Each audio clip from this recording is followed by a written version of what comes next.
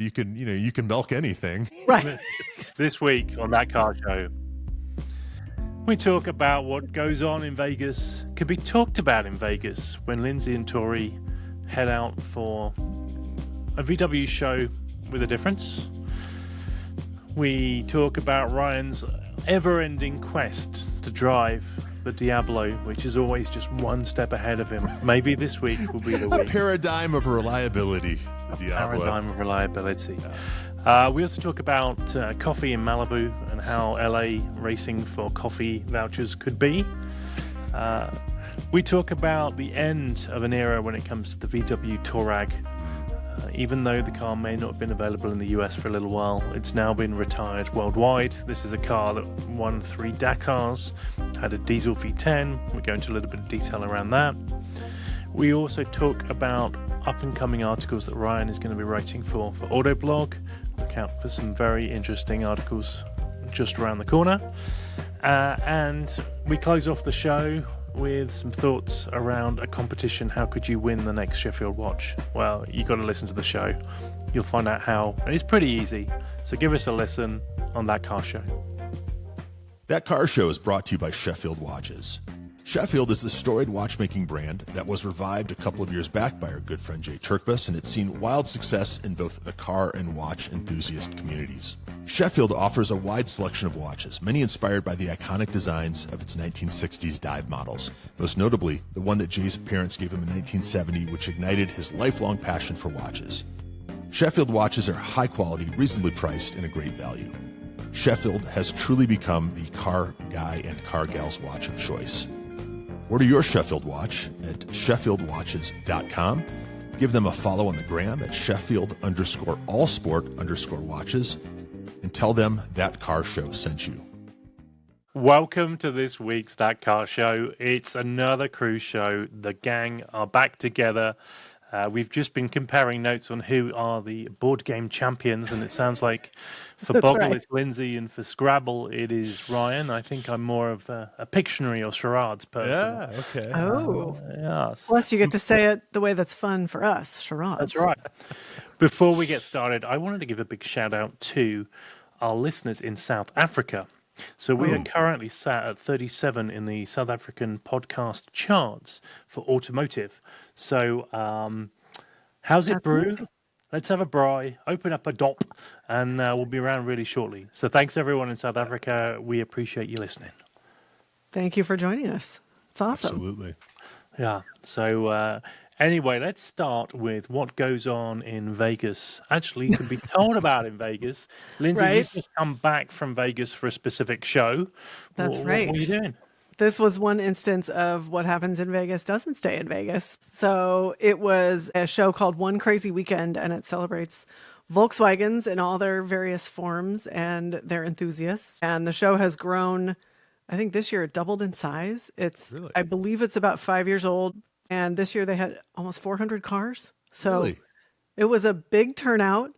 And, totally new for me because I've been in a different area of the car world. So it was fun to kind of explore a different corner of the car community. And one of the fun things about this show is that it's at a hotel in Vegas and they take over the parking lot. And so the cars are staged in the parking lot. A lot of people get in Thursday. The event starts Friday. And one of the things that we were most looking forward to is you get to hang out with the cars and just kind of catch up with your friends. And there's a little place you can go grab some adult refreshments should you feel so inclined and just kind of relax with the cars and catch up. So, Lindsay, is this a Caesar's Palace type gathering? Is this like a circus type gathering? Or is this, So it was where's this off held? the strip at a hotel called the Orleans. And yeah, I mean, it was Volkswagens of all forms. They had an amazing, and I think it was a 21 window light pink and white bus that, of course, was my immediate favorite outside of the family car, which was Tory built with Steve Connect, who was a legend in the 80s building Volkswagens. They took a 1960 factory convertible and turned it into an 80s style roadster with actually kind of a Gunther Works style top over the back where That's the convertible what top it has is. I was been- trying to Yeah. place it. That was the inspiration, was the green Speedster with the two kind of cargo areas behind the seats. That was the inspiration for the top on the Roadster. So it was a car that had been started in the 80s and stalled out as a project. And they found it. They were talking about it at the event last year and found it just after last year's event and transformed it. And now it is just the coolest little, Tori described it as if a trapper keeper was a car. I mean, and obviously I'm dating myself with that reference, but a certain group of people will immediately know what I'm saying. It's a lot of neon and like tube design and just bright, really unique stuff. And it's a lavender car, and Steve hand airbrushed the neon tube design and the grid pattern, which was his signature. And it was really interesting, having been a kid in the 80s but not attended these shows, to see the 80s style display, which was color matched, tennis balls and the engine, which is what they would do for displays, so you wouldn't pull in particles because the car's just sitting there with the tubes open in the engine. Otherwise, a bunch of stuff could land in there. And color matched carpet and mirrors underneath to display, because they put as much thought into the pan as they do to the visible stuff on top. So it was amazing. Are there awards? Are there categories and awards? Or yes, there were. Yeah. So there were, like, they had the heavy hitters category, and that was a wide variety of cars that were selected, and it was all different kinds. Like, there was one that had amazing patina, one Beetle that had amazing patina, and I think they won something. And then there was a bus that won, and the awards were these amazing medallions with the logo of the show, and they are so heavy. Do you have one handy? Because you sent me a picture. I could go grab it. Yeah, play the Jeopardy theme, and I'll go grab it. Lindsay does her best. Was it Flavor Flav? Yeah, it was along those lines. I think it was done in fun. Yeah, right? But it's a hell of a thing to behold. So if you don't know the name Tori is Lindsay's fiance, and I am slowly peeling back the onion that is Tori. Look at this thing. Wow. I mean, come on, that's epic. Yeah. And it's heavy. That's what's so crazy. It's made from a VW. It is a salvage, yes. And then it's got this beautiful Temu chain to complement the medallion. Great. So, yes. Obviously, that's not why they did the car, but it was fun to have it be recognized. And yeah, I mean, it was blazing hot in Vegas, which was a nice change from the Pacific Northwest. And it's cool. They set up, it's a weekend long event. And so they set up a bunch of different activities.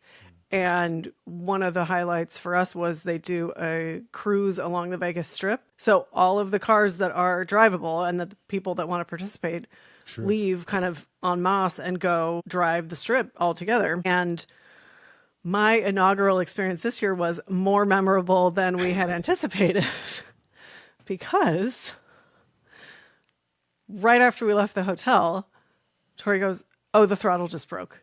Oh. And so the barrel nut had come out of the throttle cable. Like, the throttle cable came loose, the barrel nut came off. So that is somewhere on the boulevard that we had pulled off onto. Oh. So we were able to pull over, walk back, because we were just a couple blocks from the hotel, walk back and take one off of a friend's car, walk back to our car, put it on, fix it, go do the cruise, and then come back. Wow. So if anyone finds Tori's barrel nut, could you please send it to Lindsay? Right. I can give you my mailing at the P.O. box. But it was like such a quintessential VW experience of like, it's going to be exciting. And, and I know a lot of cars are like this, but sort of the interchangeability of like, we know exactly what we need. We just can borrow one and then go do our activity and then bring it back. So a couple comments, questions. So as I was saying, when you were grabbing that giant, medallion. The medallion to end all medallions. Yeah. Tori is really a figure, right? In the Volkswagen scene. I mean, every time I turn around, I find out some new achievement or whatever. And this car really was one of them, because he put this thing together, I'm sure with your help and, all that, but very, very quickly. No, it was all Steve and Tori. I cannot take any credit for weeks. It was a matter of weeks. And my big takeaway about Tori is, so I'm from Chicago, and Daniel Burnham, Chicago, if you're from Chicago, this phrase, make no small plans. And that's Tori. Most of us would have not seen that through, and no, damn it, he did it. I don't know where he finds the time in the day, but the car looked great, and And it's interesting because I think it photographs really well. Not all cars do, and you sort of lose a little bit in the pictures, even as well as this car photographs. Seeing it in person, and especially knowing, kind of being along for the ride the last few months and just seeing like a fraction of the work they put in, getting to see it in person was really cool because there's an element of like, yeah, you've seen it in person or I've seen it in pieces and pictures and whatever. Sure. And to see it all put together, you kind of go like, wow, it's really real.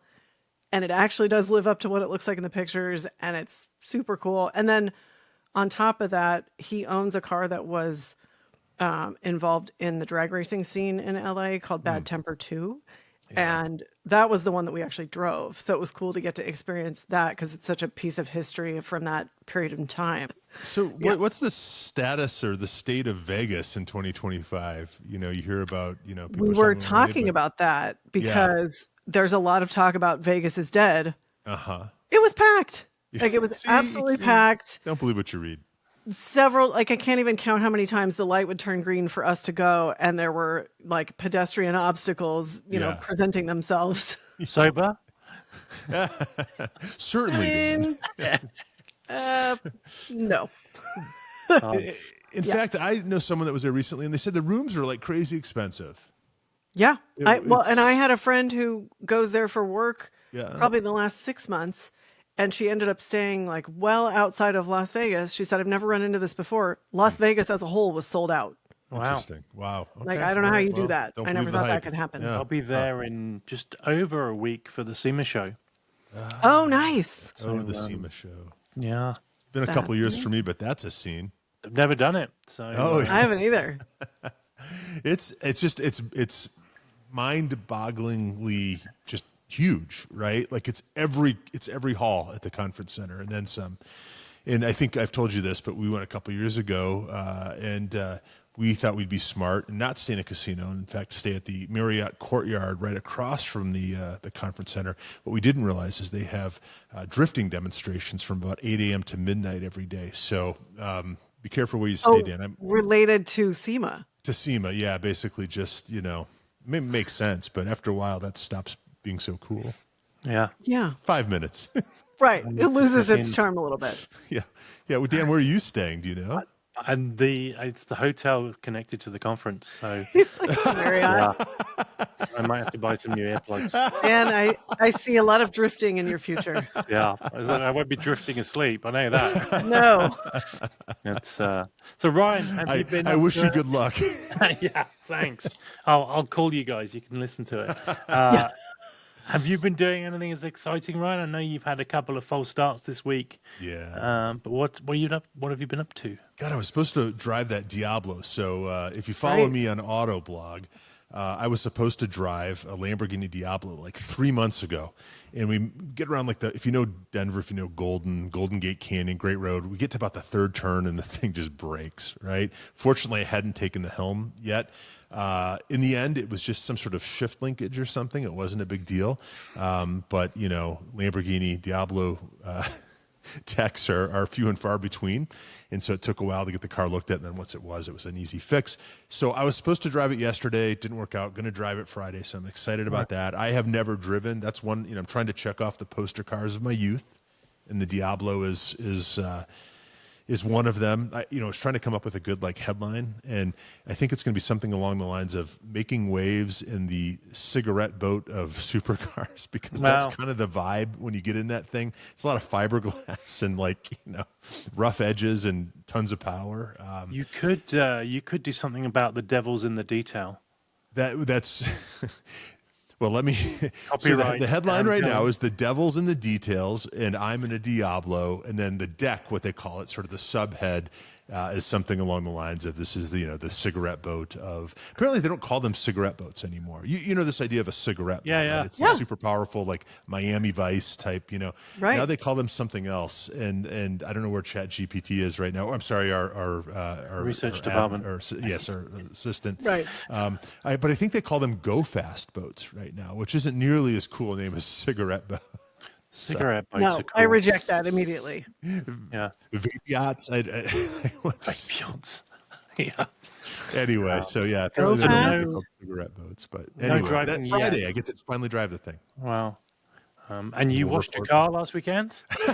This shouldn't be a news item, but Dan, you know, and Lindsay, you know, because we all have basically the same car, that, you know, we'd rather drive the thing than wash the thing, right? True. And I had so much brake dust on my, thankfully they're black. Because you've been driving it. Where you take the hose and it's just like this metallic like pool that just like goes down into the earth or whatever. Right. You know? Like without any scrubbing, the wheels instantly. Yeah. Like, yeah. You're just like, ooh. It was as dirty as it had ever been. But you know, I think it's a healthy thing to sit and commune with your car once in a while and to really, you know, wash it and take your time and get down on your knees and, you know, get into the wheels and you know, the best you can. Those Porsche brake calipers are impossible. There are lots of nooks and crannies. They're like English muffins, but you know, it's, I did it and it was good. And now I'm afraid to drive the thing again because it is so clean. It's so clean. Yeah. Yeah. It's good. Give it a day or two. Have you got protection on that car, or is it like a ceramic or? Yeah, I have almost full PPF. Of course, it's now 5 years old. But I was told good PPF goes, you know, 9 or 10 years now. So it's not a huge deal to, and that's a good thing because I don't know that I could afford to wrap it again anytime soon. It's like a $5,000 or $6,000 proposition, right? Yeah. But well worth it. You know, and in this car, I think everything is covered basically except for maybe the doors. You know, you gotta save money somewhere.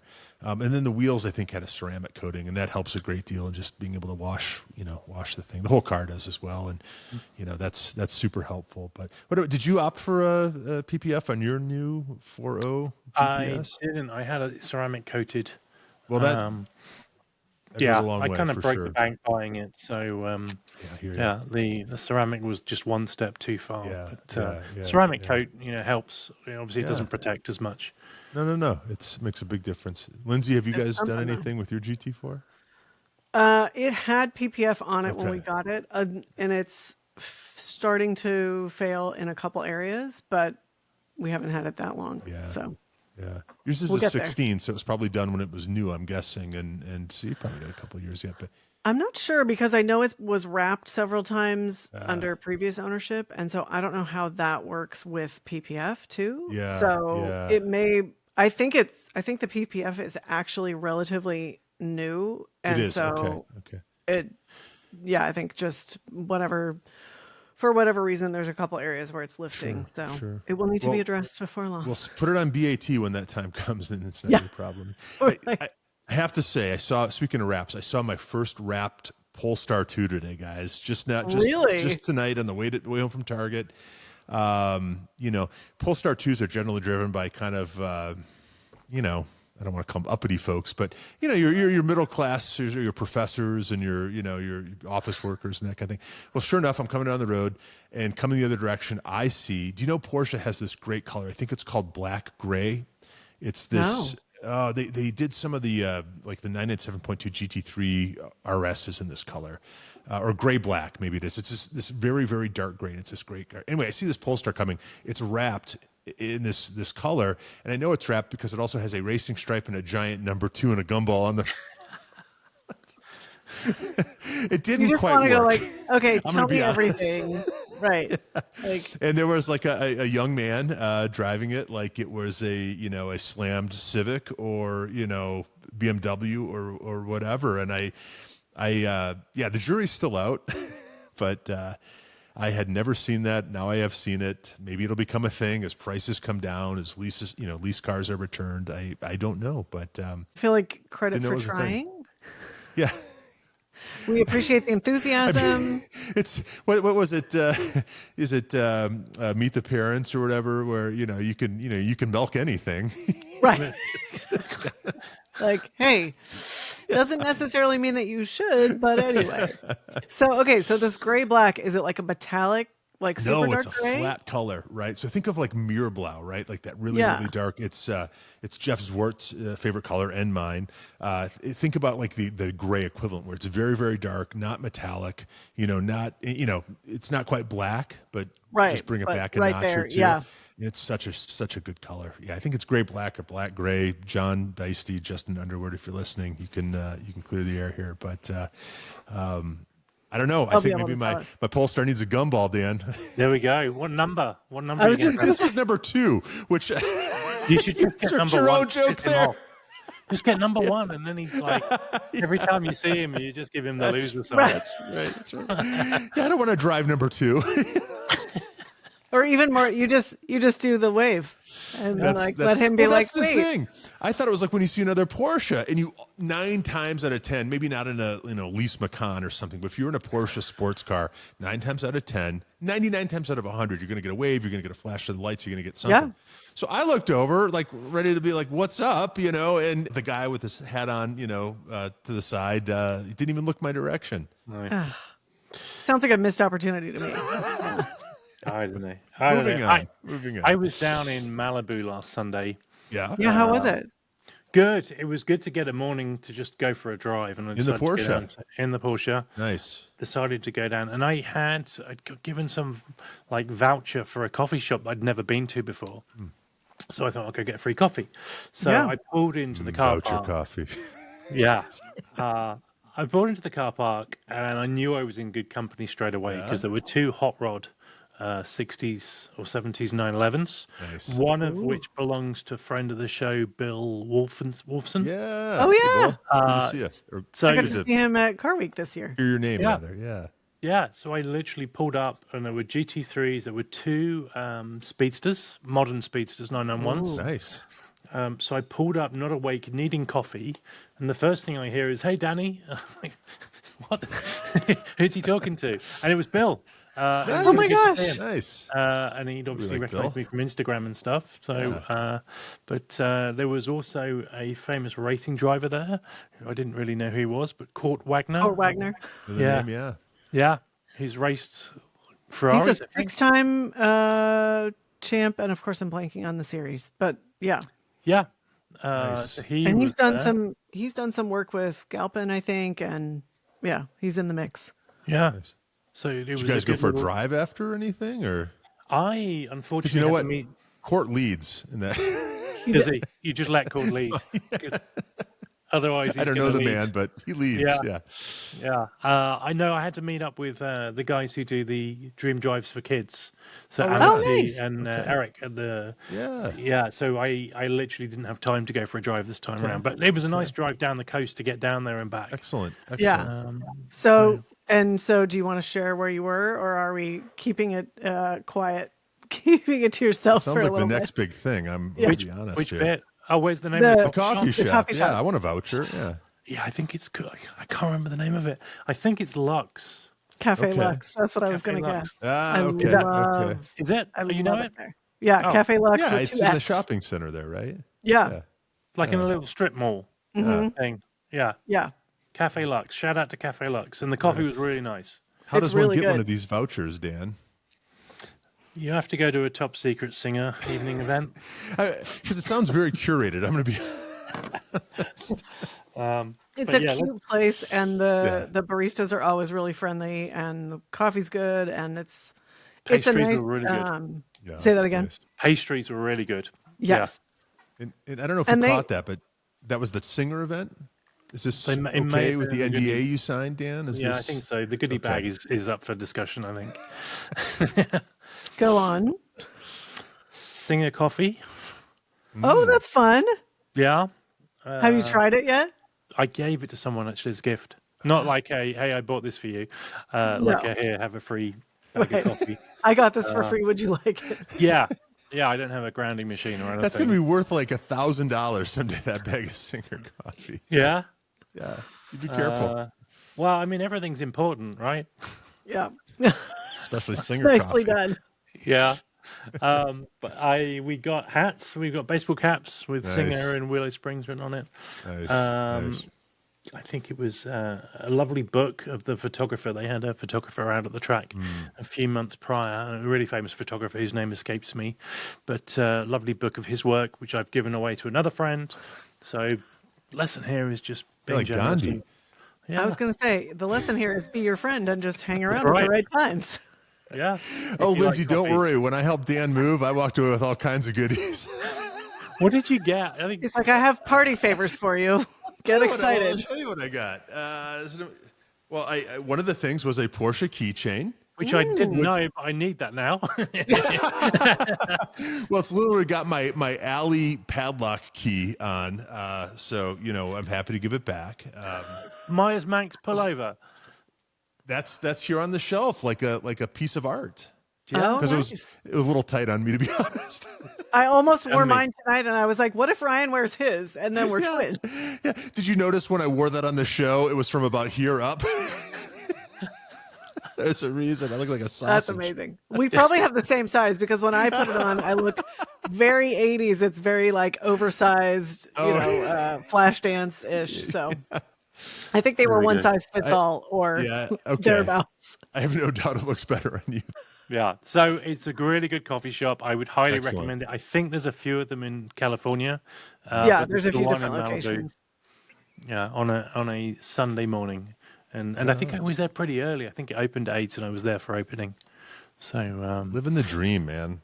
there was another place up in the hills that they go to in a drive afterwards. Yeah. I can't remember the name of it. Like Oh, the old place or the old farm or something. Old Place. Yeah, that's Yeah. another destination in Malibu because I think it's back in the canyon. I haven't been there, but I've heard of it.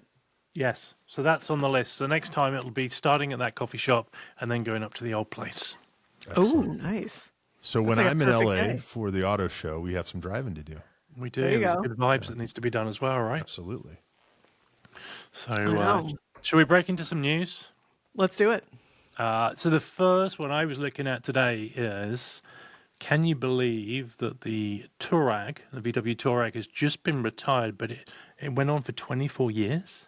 Dan, I had to look that up to make sure that was right. Yeah, It's true. 24 years. Yeah.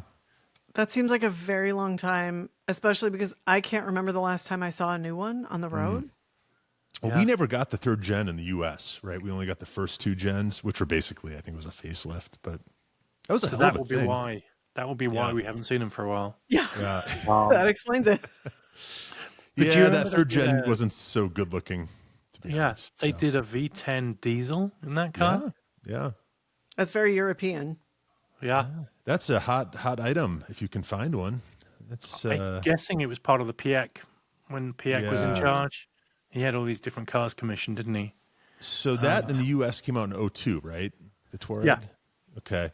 And I think we've discussed this before. It was named after a band of, I don't know, merry Misfits? travelers or something in the Saharan desert. Like a tribe, wasn't it? Like a- Yeah, right. And plus, Volkswagen has this T thing that Yeah. that they do, And don't be confused with the Tiguan because the Touareg was really something special. Tiguan, fine car, owned one, as you know, if you've listened to me and listened to the show for a while. Had one up until a couple years ago, fine thing. But the Touareg really was something special. They shared a platform with the Cayenne.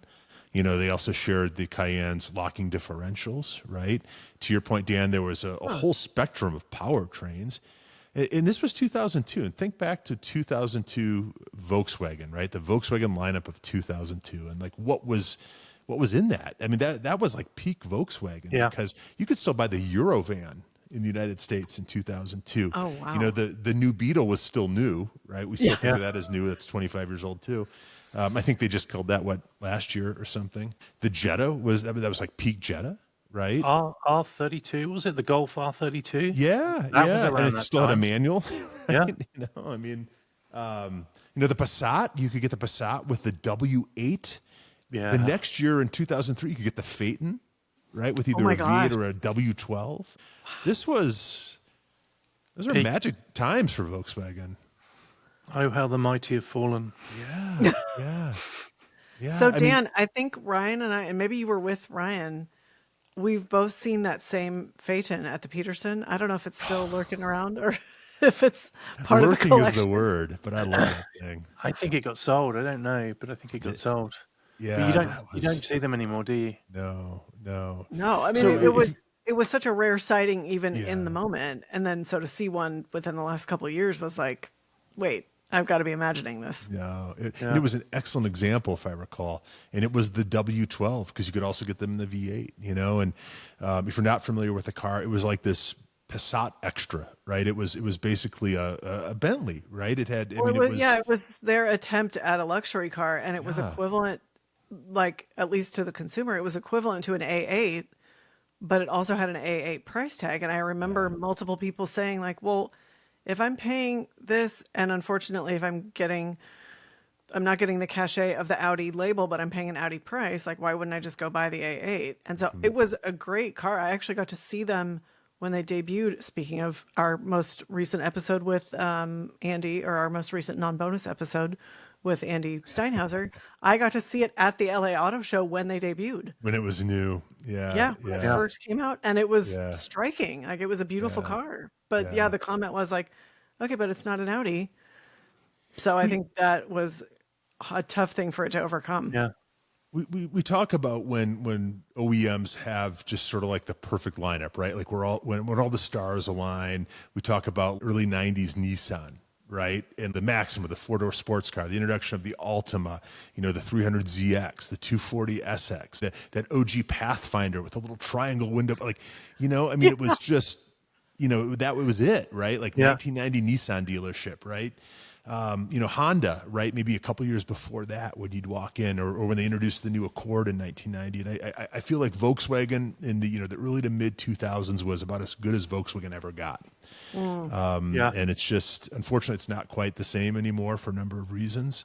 But that Touareg, to come back to that, was overbuilt like you wouldn't believe. I don't know if either one of you have ever driven one, but when we were shopping for our Tiguan, when the Tiguan was still a relatively new thing, I wanted a Touareg. I wanted like a 2-year-old Touareg, but we then wanted the warranty and everything else. Got the Tiguan, but even though they kind of looked the same, it was not the same. That Touareg was a rig. That was something you could off road. It was a special overbuilt thing, much like the Phaeton or the Passat W8 or what have you. And I don't know, pour one out, I guess, huh? Yeah, it's gone. They've also, I was reading today or yesterday, the ID Buzz is on hold. Yes, I saw that. Is this a tariffs thing? What is this? It's demand. Sales, yeah. Demand. They're just not selling? They're just not selling. Which is a real shame, because I liked it when I drove it. Yeah. So is it a price price you got thing? to drive one when we were at the Seattle Auto Show. Yeah. Last year. Which was probably this time last year, wasn't it? Yeah, it was coming up. I think it was early November.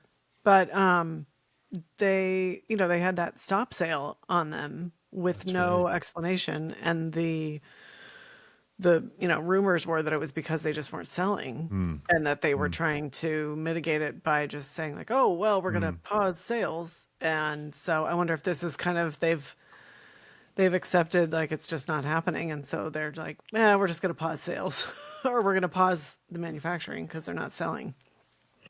So obviously at the end of September, the credits ended in lots of states. And I wonder if that was the nail on the coffin for the moment.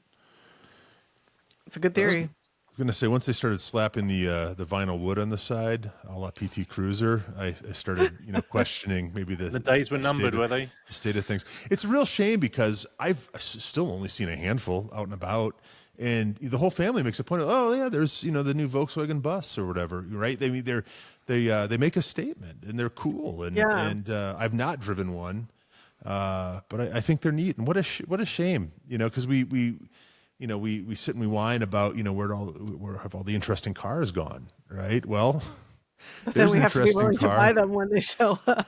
Yeah, but aren't they like 80 grand? Yeah, they're not cheap. Yeah. It's an easy car to love, though, isn't it? Like, just to look at it. Yeah. You can't hate on that, right? You have to look at that and smile. But I got to say, other than when it was first introduced and they did that, it was the Californians parody on the Volkswagen, commercial. I don't think I've seen a bit of advertising for that thing since. No. I may have seen a print ad or two, but don't quote me on it. And I actually saw one on one of my road trips over the summer. I saw a solid black one, which was really unique and striking. That would be cool. Especially because most of them are the white with a color on the bottom. Right, so to see one that was all one color and then black, it was the only one I've ever seen like that. And it was very stealth. It's like, oh, wait, I think I could really get into that. I like that. Now I'll make a prediction that it will come back with an internal combustion engine, and can't call it the Buzz anymore. They'll just call it the Bus. But it'll come back. They've put too much investment in the thing. It's too good. I think they swung and missed with it just being only electric. Yeah. I think that would follow with a lot of, Porsche has retracted, that's they're not the only ones that might be pivoting on that. Yeah. I think it'll come back, but I don't think it'll have an ICE engine. I think it will come back with much more range because I think that's what it needs. Okay. I think if you can get something that's got 500 miles out of it for a similar price, and I guess the timing there is just battery tech. Yeah. I think it then becomes more appealing. But I think Sure. I think it was like less than 300-mile range, if I remember rightly. Well, you've got the room. It's not like it's some subcompact, right? I mean, you've got like that's the thing. You've got room for batteries in, right? Flat load floor and all that. So interesting. But, Well, and like you said, if it's not a cheap car, and if the range feels a lot more limited, that's a harder sell than if you've got something where you're like, like it's electric and it's a little bit pricier, but it's a really cool thing. And I know I can take it and go on these trips and not worry about it. That's it. It's not a Nissan Leaf. It's a road trip car. It's got to be able to make road trips, right? Right. It has to actually be able to take the trips. Yeah. Yeah. Well, yeah. Watch this space. I feel like we're saying that a lot with a lot of OEMs. It's kind of, we're going to look back on this time period as the sort of like, okay, we'll check back and see which direction they decided to go. Yeah. That Car Show is proud to partner with Drake Motorcars. Drake Motorcars is Denver's premier destination for exactly the kinds of vehicles that we like here at That Car Show. Think Velocity Broncos, Audi RS6s, Acura NSXs, and air-cooled Porsches. You can see their complete and constantly changing inventory at drakemotorcars.com and check out their amazing online reviews from all across the country. But our friends at Drake need your specialty car too. A sign of a good business is when there are more customers than inventory. So reach out to Drake too if you've got a great enthusiast car that just doesn't get driven like it used to. Find out more at drakemotorcars.com and let them know you heard about them on That Car Show. Go on, Ryan. Sorry, do you like my Derek Tam Scott collection? I was going to say, I like this evening. I like for your those vest. listening, do you want to explain what you're wearing? Oh, sure. I've got a Colorado Grand vest. So It's not a John Dicey knockoff, is it? no, but I would take one of those too, preferably very large and on a T-shirt, maybe something sleeveless. So yeah, Colorado Grand, the famous Colorado Grand Aero, and we of course had Derek Tam Scott and Tatsu Otis on a few weeks ago, and then the following week there they were on the Carmudgeon show, as they should be, and resplendent in their grand gear. So I'm just he's your fashion muse now. That's right. That's right. Perfect. I think it's just my lifestyle muse. I think those guys have it all figured out. So. Those guys, when they came to the Grand, right, the rest of us from the Grand gear, they had their own OTS. OTS is their business. They had their own branded OTS gear on. They had, the rest of us were in these, vests and coats and things. They cut quite a profile in matching white, let's call them Italian valet jackets, right, for lack of a better, and like that just cut, very elegant and and so. Anyway, next year, I should be following their lead. That Car Show jackets. Right. Yeah. I don't think the tailored fit is. I don't think Italian ballet is the look. No. But yeah. I think figure it out. They're young. They're workshop chic is the look. There you go. That's right. Yeah. That's amazing. Did you guys see that Leah Block has a new project car? No. What is it? So you need to go to Blockhouse Racing to check it out. But car of the moment, maybe. I guess when you sell a car, it becomes car of the moment is a GR Corolla. Yeah. So I know, Ryan, you've got one coming up in a couple of weeks. Leah Block is starting a project to modify one. Nice. I think it needs that. I think it needs a little injection, right, of something. Drive it first. Once you've driven it, then comment. Okay. Yeah, I just feel like they were like the next big thing there for a minute. I just don't hear the talk anymore. It's I'll go on record. I've been a passenger in one. I've never spent any time as a driver, and I wanted to get one of the last 2025s before they were replaced with the 26 in the press fleets, because I understand for 26 there are some changes. And Dan, you may know more than I. You owned a GR Corolla. You no longer own a GR Corolla.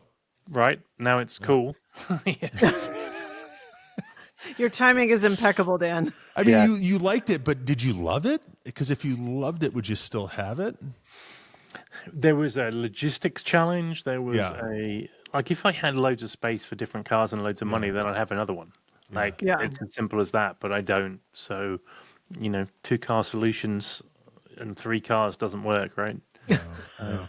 And I'm excited to drive it in Colorado because I think it's such a great Colorado car, right? It's like a WRX, but with, more guts. And, this one's a manual, so I'm excited for that.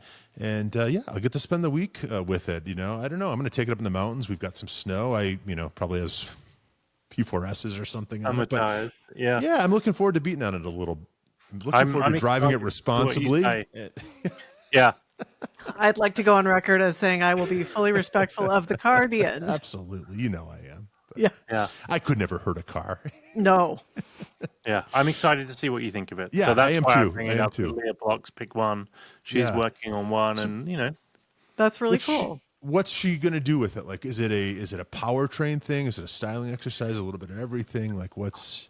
I think if you look at the history of the cars that she's had, she had an Audi short wheelbase, for example. They go to town and they do everything. So excellent. Yeah, but Johnny's already done that, hasn't he, on his car?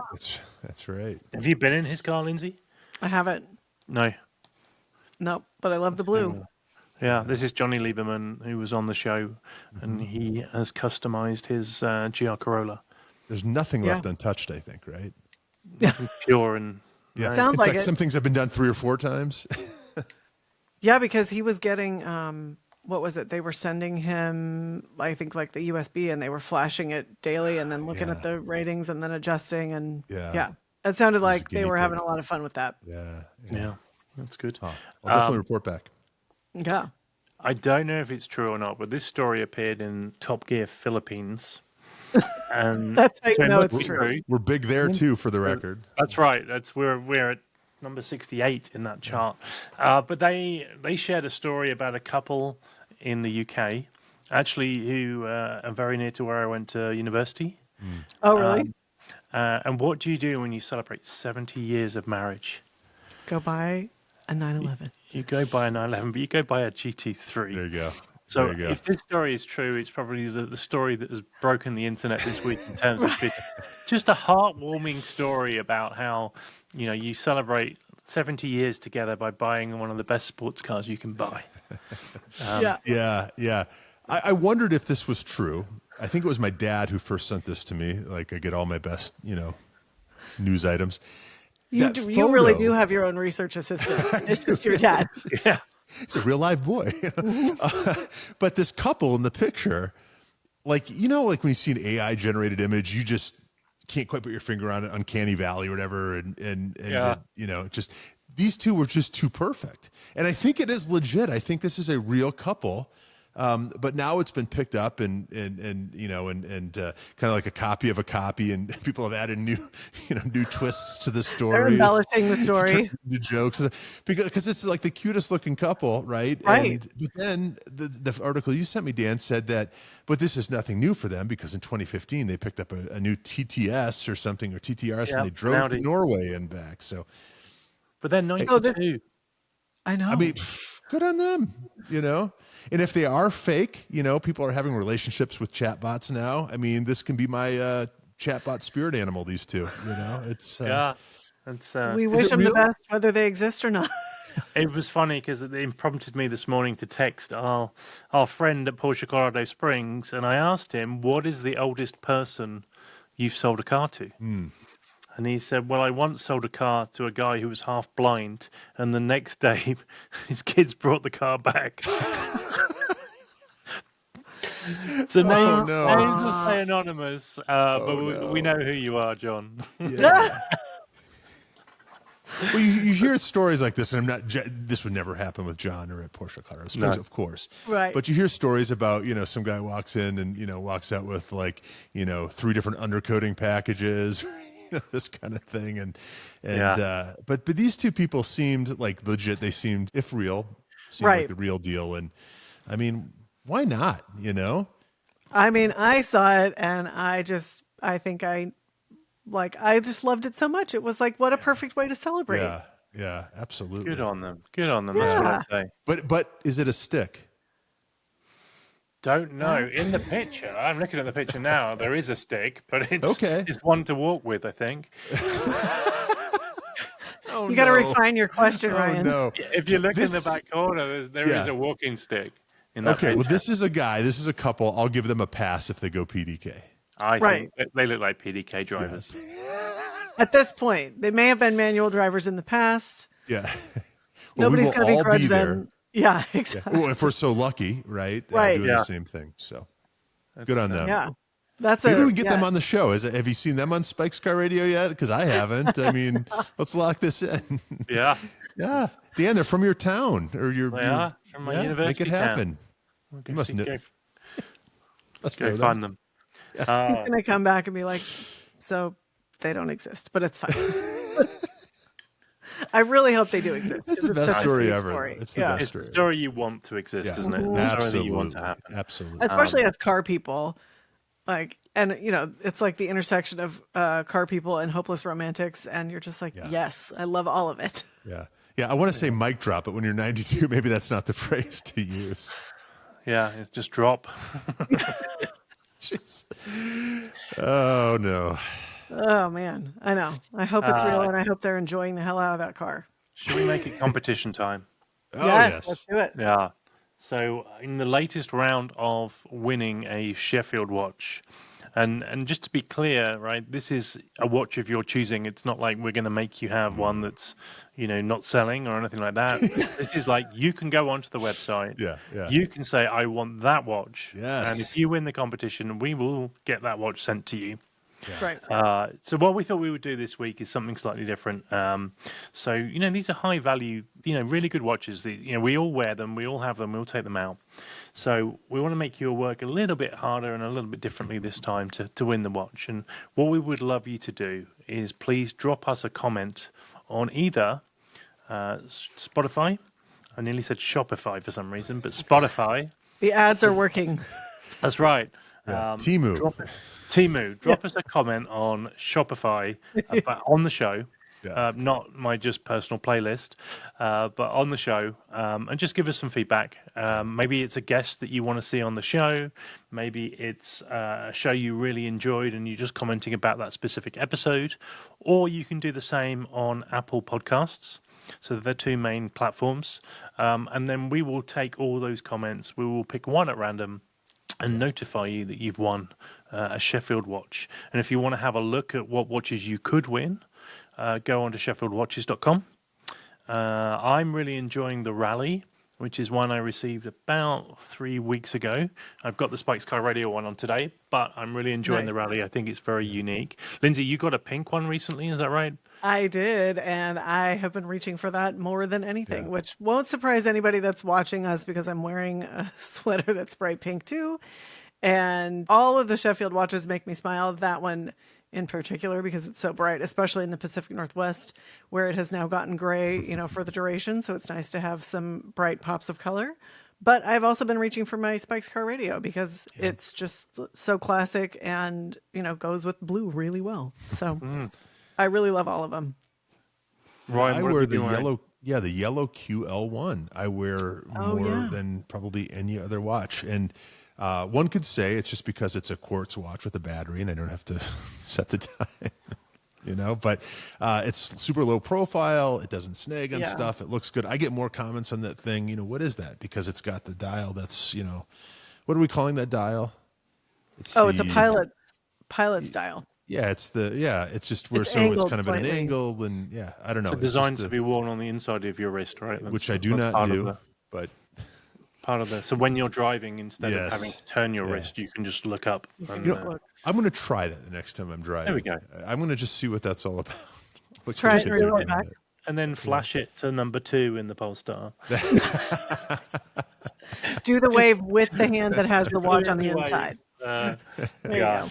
So just in summary, if you want to win a watch, we're going to pick at random, but you've got to put a comment on either Spotify or Apple Podcasts, and it's specific to our shows. So put a comment about either future guests or something you would like feedback-wise or something that you've really enjoyed. So that's how you could win. Yeah, and best of luck to everyone. Yeah. Indeed, indeed. And if you win, Dan will show up at your door with a giant check. And Sheffield. Did you have that in the UK?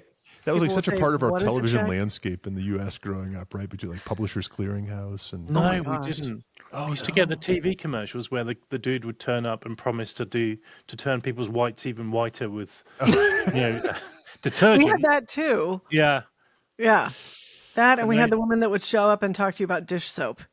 Yeah, there we go.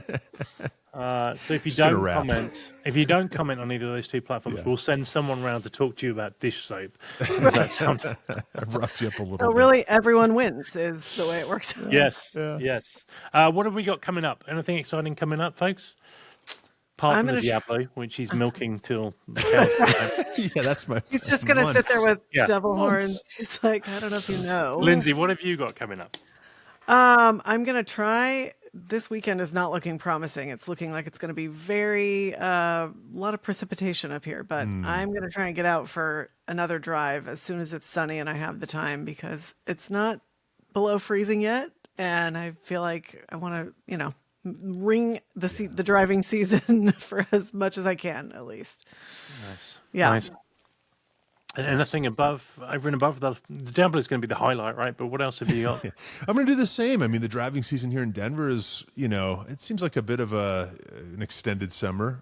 But eventually we're going to see some snow. It's getting down to freezing at night. If you live in Denver, chances are you have a sprinkler system, and then there's this ritual in the fall of blowing out the sprinkler system, and so that has happened. So that's kind of the telltale sign, the beating heart of winter, and so I know it's around the corner. So I want to go out and drive as well. Big Fuel Fed. If you live in the Denver area, I'll give a plug to Fuel Fed. Fuel Fed has the final Boulder. I'll never remember what they call the thing. It's not Cars and Coffee, Cars and Caffeine, or Caffeine and Cars, or whatever. It's on Pearl Street in Boulder. That's this Sunday, and I'm going to try to make it to that. Always fun, and last one of the season, right? I mean, it's. I think, you guys are having a longer season. I think all the Cars and Coffees here have pretty much wrapped up. Really?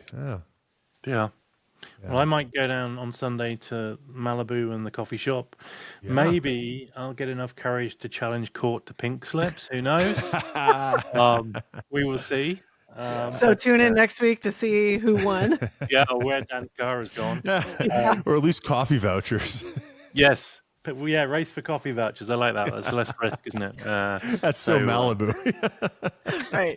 That's a bit safer. I feel way more comfortable racing for coffee vouchers than racing for pinks, right? Yeah. It's good coffee. Could that be a title for our show, Racing for Coffee Vouchers? Good boy. It could be. That's how Southern California is that. Like, talk about tying up cars, like tying together cars and coffee in the best way. Yeah. Yeah. Was there anything else people wanted to talk about this week? I thought it was really interesting that you brought up the Toyota bringing the Century, or turning the Century as into a brand here. Yes. In the States. It's been a car in Japan. And at least one of the articles I was reading about it, I was really intrigued by the way they were talking about what they are hoping to do with the Century brand, and particularly in relation to the Lexus brand. That's the question. Because the way, at least the interview that I read, they were talking about the intent is for Century to be thought of as kind of the premier luxury brand, so that Lexus can be, quote, freer. And what struck me is, Lexus has built up this kind of loyal following over the years, and they've been known as, to me, the way they were describing the Century as kind of this peak luxury brand, and that's what they stand for, and it's quality, and people know they're dependable, but also really nice cars. And so I'm curious, I'd love to know kind of the backstory on that, because with Century being a new brand, I was reading it going, well, wait a minute. So you're going to try and seemingly give the market share of Lexus to Century, and then have Lexus go off and be who knows what. So I'm curious to hear your thoughts. Don't you think? Yeah, don't you think that Lexus has progressively gotten sportier, right, and sort of gotten further away from its luxury roots? So I think that's where Century comes in.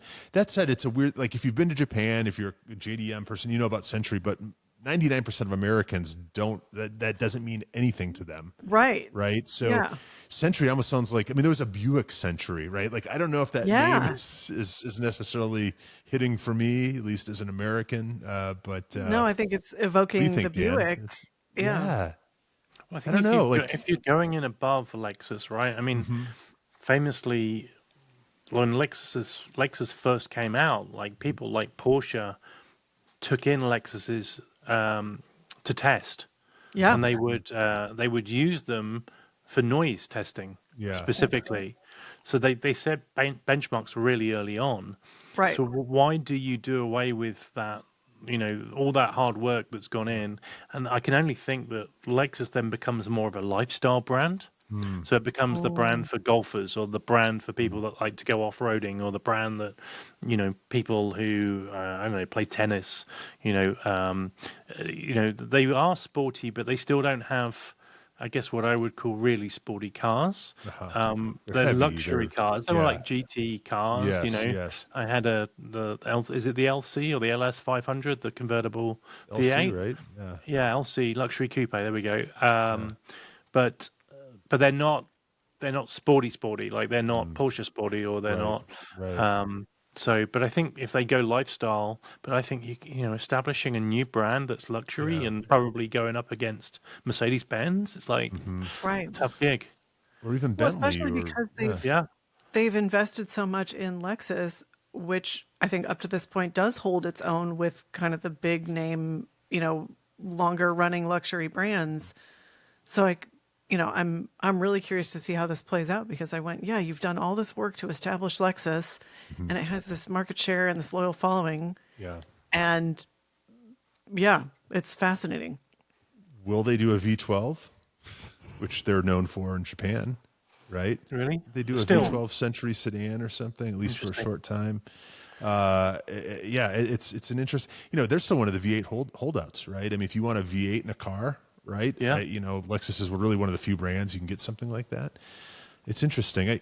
Back in the day, Dan, I don't know in the UK, but Lindsay, you remember when Infiniti and Lexus were new, and you know, Right. Infiniti very famously had their naturalistic sort of like, if a haiku were a car, right? It would have been Infiniti, Right. you know, and at about the same time that Lexus was a thing, and they totally aped the S class, you know, down to the headlights and everything else. You know, were you Camp Infiniti or Camp Lexus back in the day? Did you have a favorite? Because I was more camp skeptic because, like you said, I remember when those good brands came into being, Yeah, and it was yeah. very, like, up to that point, luxury cars had been really Mercedes and BMW, and Audi was there, but didn't have, you know, nearly the market share. no. You know, so I remember just kind of going like, well, what is this? And in a lot of ways, they were just rebadged Toyotas or, you know, Nissans, and then Honda had Acura, obviously. And it was like, well, is this really a thing? Like, is this going to be a going concern? And obviously the cars became more differentiated, the luxury brands versus the sort of standard models. But yeah, initially it was like, you're paying a lot of money for a name, like a different badge. So yeah, that's my, I was Dan, team skeptic. Did you have the two options in the UK, and were they called Infiniti and Lexus, or? Not early on. Early on, there was just Lexus. Okay. So Infiniti came much later. I think because they were also part of the Renault group. And we did. I don't even know if we had Acura. I think we had Acura, but not. It was all Honda. Like for us, the NSX was branded Honda, whereas it was an Acura over here. Well, I think back then too, you know, that Infiniti really styled themselves after BMW. Look at the Q45. That was a 7 Series, right? Yeah. You know, I mean, that I think was the distinction, that Infiniti was always the sporty brand. I mean, when was the last time I heard anything about Infiniti, really? You know, and Acura, like Acura's not on my radar anymore, but yet I've driven a couple new Acuras, and they're fantastic. They're like the Honda of yore, right? Like they still have that inherent goodness. But I feel like, I guess what I'm getting at is Lexus is really the only of the three that really is kind of relevant currently, right? Yeah. So it's And it strange sounds like to me that that's they gonna would be- roll the dice with it, you know? Yeah. Yeah, I think that's what it felt like reading, you know, what they're hoping for. Like, is this really the way we need to be going? That said, send us some Century Press cars when they're I out. know. And Yeah. yeah. V12s. V12s, I mean, the good please. news is with Toyota is, they're the number one, aren't they? They're they're the healthy. highest performing automotive company in the world. So, they can afford to try some things, take some risks. Yeah. Well, and I wonder how much of that, like bringing the Century here as a brand, how much of that is because it's been this very established, luxurious model in Japan as a singular model. So maybe this is the way to sort of mitigate like the intersection of like it was one brand, one model, but we didn't have it here. Yeah. So like you said, Ryan, like we don't know the only Century reference we have is the Buick. And they're making them anyway, right? Might as well try to sell them other places. Yeah. So there's that. Yeah. Why not? Watch out for the press car and the article online. Autoblog.com. If only they would follow me back on Instagram. That's what really burns me. It's you need to put that in as jokes every time. Like at the end of your article, just love note to them. Follow me on Instagram. Absolutely. Yeah, and see if they pick up the hints. But you've got a few articles coming out, haven't you, on Autoblog? Can you talk about them, or is it too early? I'll tell you about another. I'll tell you about one more. So I definitely want to write about our pal Tom's GT3 RS40, but more forthcoming in the pipeline. Actually, we're talking about Jay and Sheffield Watches, Jay Turkbus. Nice. So I sat down with him last week and had a nice discussion about sort of the genesis, if you will, of Sheffield and his Nicely story. done. And he sent over some pictures today because I need some pictures for the article. And so there's some great shots and stuff. I really, really want, there's this legend of him getting this, Sheffield watch when he was 15 or 12 or whatever it was, right? And I was hoping that there was a picture of him like standing proudly with this. Ironically, I do not have a Sheffield watch. If you're watching this, but don't look too closely. But anyway, moving on. I will tomorrow. So I'm really actually very excited about that because he's got a great story. Jay's a great guy, and Autoblog's got like 2.3 million sets of eyeballs every day or something. So there you go. I'm looking forward to sharing Jay's story. So that'll be the next one. Right. And eventually I'll get this Diablo article out. I swear. Yes. So. Yeah. Third time's The a charm. The Diablo article is just the perpetual tease. He's like, by the way, I already know I'm never going to drive it, but I'm just going to keep teasing. Yeah. Next But week. read all the other ones in between. So enough plugs for me. How about a plug for Tori, who had an article in the Autopian this week? That's right. He did. Can we talk about that? Like that hit me out of, that was out of left field. Again, make no small plans. It was great. He wrote about the car that he built, and he more so focused on the actual VW scene in the 80s in Southern California. Yeah, it was great. And he's written for the Autopian like over the years. He'll write about when there's something for him to write about. So yeah, it's really fun. What a talented bunch. Yeah. But I know these people, I know. mean, this is... Well, because he knows Jason. He got to know Jason Torchinsky in Pennsylvania because they both had Yugos, I think. There you go. See, now you know. That's the ultimate Jason on the show. Yeah, we do. Yes, he'd be a fun guest. They said they would come on. So isn't that the first rule of Yugo Club, though? You don't talk about Yugo. For very different reasons, though, than Fight Club. Right. Yeah. That's a good point. Right on. Yes, you can tell I'm not really a member of the Yugo Club because I didn't know that. There we go, and that's a proud thing. You should be be glad about that. That's right. I nearly bought one, and I'm lucky I didn't. But yeah. How long ago was that? When I was 17. 16, okay, all right. Well, then you 17. forget. Last week that was nearly my first car, but I was talked out of it. So it had like a body kit on it and wings, and it was cheap and looked good. But just to keep it stuck to the road at high speeds, right? Yeah, active downforce, and it looks good. And it was a car, but I didn't buy it, so it's all good. Amazing. Are we at a show? Or That's what a we're show. doing? That's a show. Yeah, That's a good show. Yeah. We covered a lot of ground tonight. Yeah. Next week's guests. This is hot off the press. We have Danica Patrick and Jensen Button. So don't forget to tune in for that one. Amazing. Both of them together. That is going to be a corker. Yeah. But I guess we've got the phrase that pays. And remember, always be driving Thanks so much for joining us, and we'll see you next week. Until next week.